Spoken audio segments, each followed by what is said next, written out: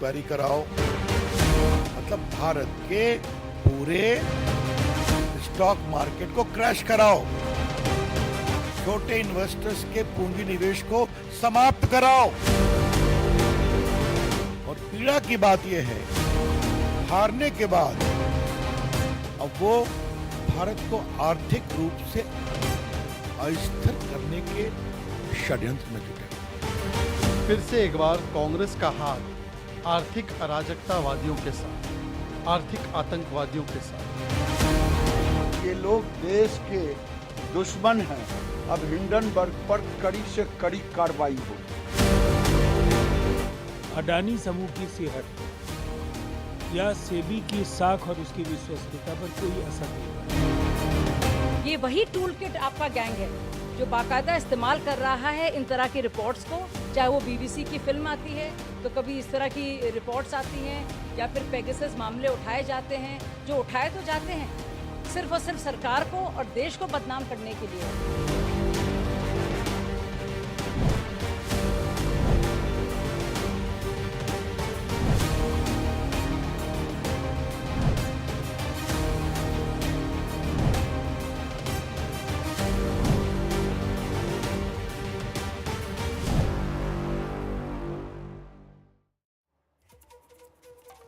और हिंडनबर्ग की साजिश नाकाम हो गई। नमस्कार, मैं हूं विकास भदौरिया और आप खबर पक्की के नए तेवर, नए कलेवर के रूप में आज से आप खबर पक्की है नए अंदाज में देखेंगे। और ये है वो विलन जिसने अपनी हिंडनबर्ग की रिपोर्ट को जारी करके देश में एक बड़े तूफान की शुरुआत की थी, लेकिन लोग बड़े परिपक्व हैं, उन्होंने इस साजिश को नाकाम कर दिया।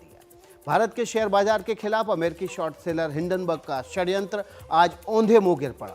निफ्टी और सेंसेक्स की बढ़त के साथ ही बाजार में आज हरियाली दिखी। जाहिर है निवेशकों ने हिंडनबर्ग की आधारहीन रिपोर्ट पर भरोसा नहीं किया। आप भी मत करिएगा और ये रिपोर्ट देखिए। इस हरे रंग को देखकर आज हिंडनबर्ग हारा हुआ महसूस कर रहा होगा। हमारे देश में एक मशहूर कहावत है कि काठ की हांडी बार बार नहीं चढ़ती, और सोमवार को भारत के बाजार ने इसे सच साबित कर दिखाया। साजिशों से भरी हिंडनबर्ग वाली काठ की हांडी तो दोबारा नहीं चढ़ी, लेकिन शेयर बाजार जरूर चढ़ गया। और ऐसा चढ़ा कि सावन के महीने में पूरे बाजार में हरियाली छा गई। निवेशकों ने जवाब दिया, बाजार ने जवाब दिया और पूरे हिंदुस्तान ने अपना जवाब देकर हिंडनबर्ग की पहले से ही गिरी हुई साख को पूरी तरह से ध्वस्त कर दिया। इसी के साथ सुप्रीम कोर्ट, सेबी और बाजार पर निवेशकों ने अपना भरोसा जता दिया और छोटे मंझोले इन्वेस्टर्स की गाढ़ी कमाई पर ग्रहण लगाने की कोशिश करने वाली राजनीति भी बुरी तरह से हार गई। नरेंद्र मोदी जी के खिलाफ इतना दिल में घृणा है कि तीसरी बार प्रधानमंत्री कैसे बन गए, और बन तो गए तो इनको बेदखल करने की पूरी कोशिश करो।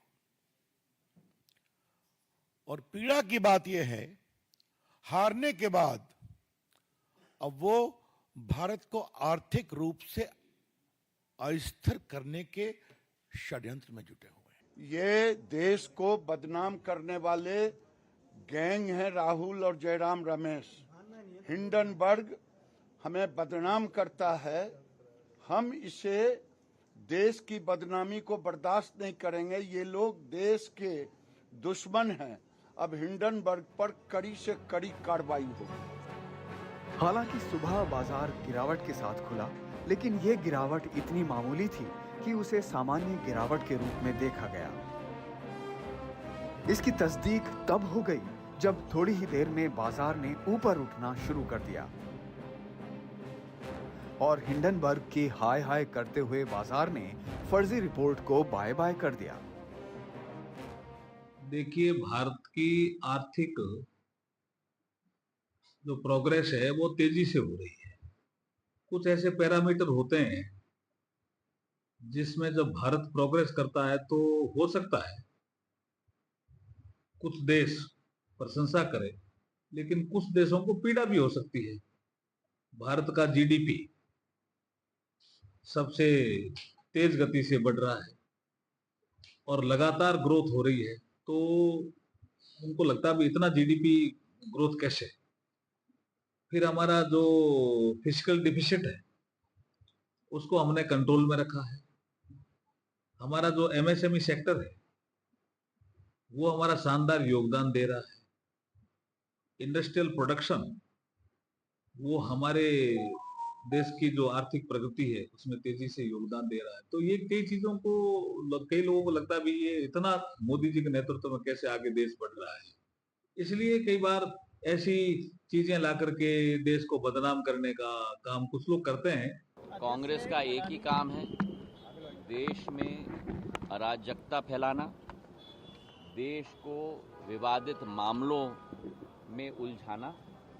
प्रधानमंत्री जी एक मशाल लेकर, भारतीय जनता पार्टी का एक एक कार्यकर्ता एक मशाल लेकर देश को विकास और प्रगति के मार्ग पर चला रहा है।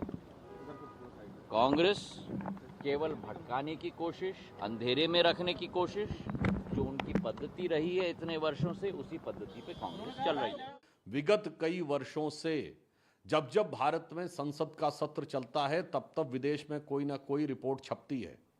याद करिए, बीबीसी की डॉक्यूमेंट्री संसद सत्र शुरू होने से ठीक पहले आई थी। जनवरी में हिंडनबर्ग की रिपोर्ट बजट सत्र शुरू होने से ठीक पहले आई थी।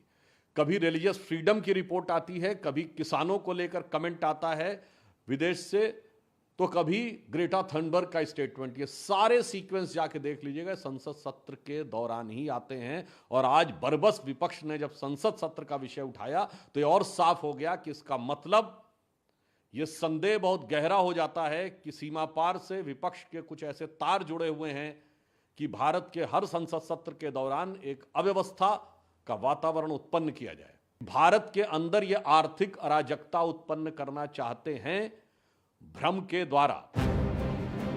हालांकि जब बाजार बंद हुआ तब सेंसेक्स में मामूली 56 अंकों की गिरावट थी।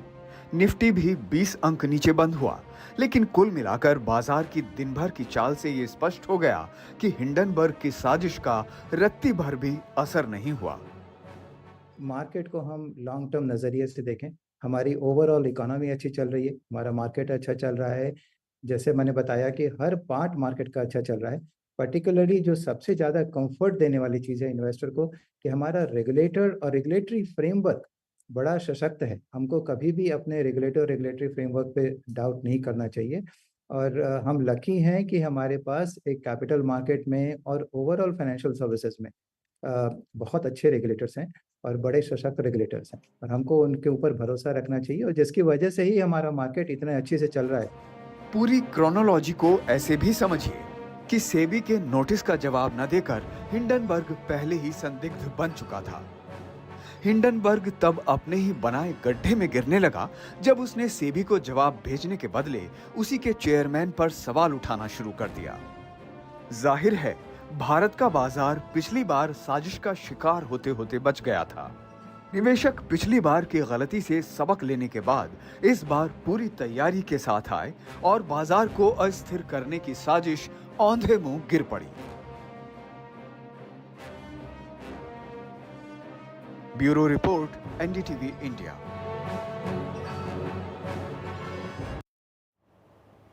तो जब सेंसेक्स और निफ्टी नए रिकॉर्ड बना रहा है और इस बीच आम आदमी से लेकर खास लोग अच्छी कमाई भी कर रहे हैं, तो मिसाल के तौर पर आपके सामने हम राहुल गांधी का नाम रख देते हैं। राहुल गांधी का 5 करोड़ रुपए से ज़्यादा इन्वेस्टेड है शेयर मार्केट में।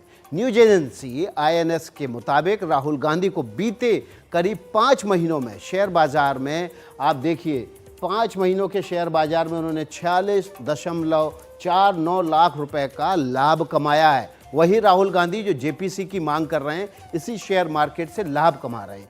ये मुनाफा राहुल गांधी की ओर से रायबरेली लोकसभा के लिए भरे गए चुनावी नामांकन में बाकायदा ये जानकारी भी दर्ज की गई है, और उसी के कैलकुलेशन के आधार पर हम ये डेटा आपके सामने रख रहे हैं। इस दस्तावेज के मुताबिक 15 मार्च 2024 को राहुल गांधी के पोर्टफोलियो की वैल्यू 4.33 करोड़ रुपए थी, यानी कि इतना पैसा उनके इस डीमैट अकाउंट में था।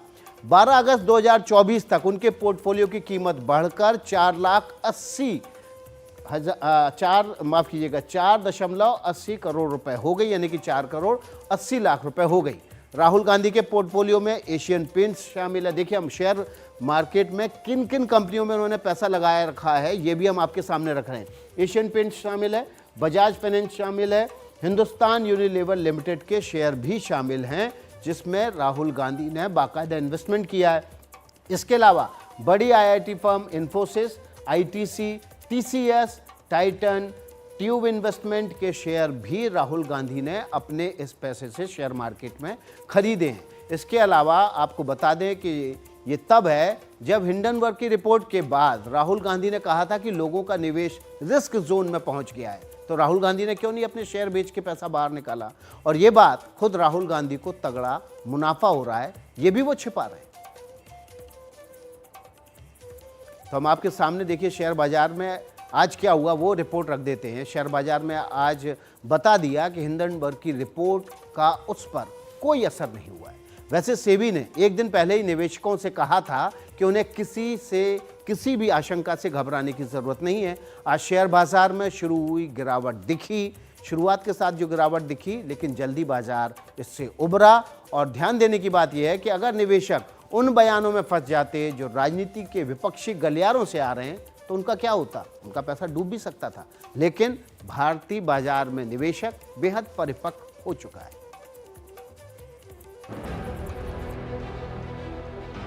हिंडनबर्ग ने साजिश रची और हिंडनबर्ग की साजिश नाकाम रही।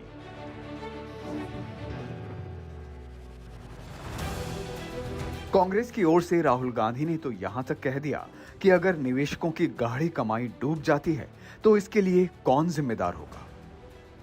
जरा सोचिए, अगर निवेशकों ने राहुल गांधी के अंदेशे को गंभीरता से लिया होता और अपने शेयर बेच दिए होते तो उन्हें कितना अफसोस हो रहा होता, क्योंकि बाजार ने हिंडनबर्ग की साजिश को तो करारा जवाब दिया है।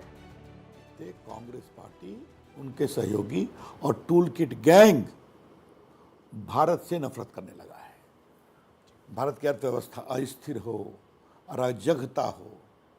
मैं धन्यवाद दूंगा, आपने कहा कि छोटे इन्वेस्टर्स जो करोड़ों की संख्या में हैं, वो न हिले न डिगे जो पिछली बार डिग गए थे, क्योंकि उनको समझ में आ गया कि ये क्या खेल हो रहा है।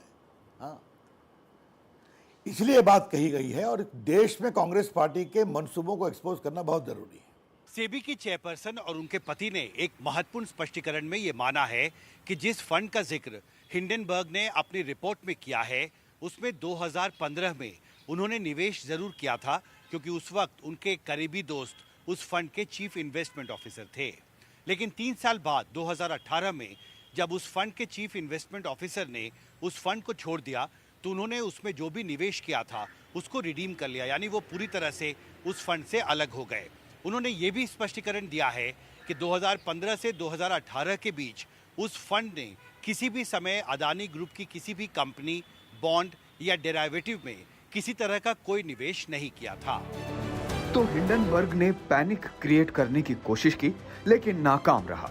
यानी बाजार को अस्थिर करने की साजिश मुंह के बल गिर गई। लेकिन इसके पहले पूरे साल भारतीय बाजार के खिलाफ षड्यंत्र होता रहा। देश के कई जाने माने लोगों ने कहा कि हिंडनबर्ग ने जो किया, बाजार को अस्थिर करके मुनाफा कमाने के लिए किया। हिंडनबर्ग की कोई विश्वसनीयता नहीं है। भारत पर पहले हमले के दौरान भी वो सनसनी पैदा करना ही चाहते थे। उनकी मंशा शेयर बाजार में अस्थिरता पैदा कर शॉर्ट सेलिंग से लाभ कमाने की थी। वो अदानी समूह को निशाना बना रहे हैं। Create a volatile situation and then try and make a profit out of that by short selling, etc. And that is their avowed object. Investment in the fund and nothing. Adani group के किसी भी bond और equity में इस fund का investment नहीं हुआ। फिर इसमें क्या लिंक है? So where is the link? I am not able to understand that. जाहिर है कि इस बार हिंडनबर्ग की नहीं चली, तो ये भारत के निवेशकों की जीत है, उनके भरोसे की सफलता है। बाजार ने इस साल कामयाबी के नए नए प्रतिमान गढ़े। साजिशें जितनी बढ़ती गईं, भारतीय बाजार का प्रदर्शन भी उसी हिसाब से आगे बढ़ता गया।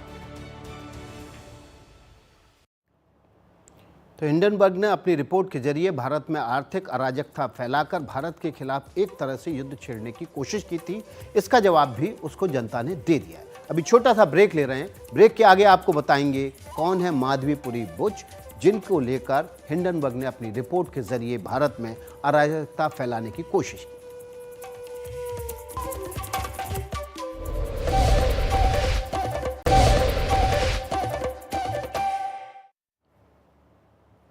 तो सेबी ने हिंडनबर्ग की साजिश का बड़ा साफ गोई से और सटीक जवाब दिया। अब आइए आपको बताते हैं कि माधवीपुरी बुच जो कि चेयरपर्सन है सेबी की, वो कौन है, उनके बारे में आपको जानकारी दे देते हैं। माधवीपुरी चेयरपर्सन है सेबी की। फाइनेंशियल मार्केट में 3 दशक का अनुभव है, लंबा अनुभव है, 30 साल का फाइनेंशियल मार्केट में। IIM अहमदाबाद से MBA किया है उन्होंने और उसके बाद धीरे धीरे उनका करियर फाइनेंशियल मार्केट में परवान चढ़ता गया। उससे पहले उन्होंने सेंट स्टीफेंस कॉलेज में, दिल्ली का मशहूर कॉलेज है, वहाँ से गणित में ग्रेजुएशन किया है। मार्च 2022 में वो सेबी की पहली महिला प्रमुख बनी। उससे पहले 2017-18 में उन्हें सेबी का मेंबर बना लिया गया था। म्यूचुअल फंड जब सेबी की चेयरपर्सन बनी उसके बाद क्या किया माधवीपुरी ने, उन्होंने mutual fund, collective investment schemes पर फोकस करना शुरू किया और इसी पर सबसे ज़्यादा छोटे तबके का पैसा लगा भी हुआ है। गैर सरकारी संगठनों के साथ मिलकर काम करने के लिए माधवीपुरी बुच ने एक फाउंडेशन की भी स्थापना की ताकि वो गरीब और ज़रूरतमंदों की मदद कर सके।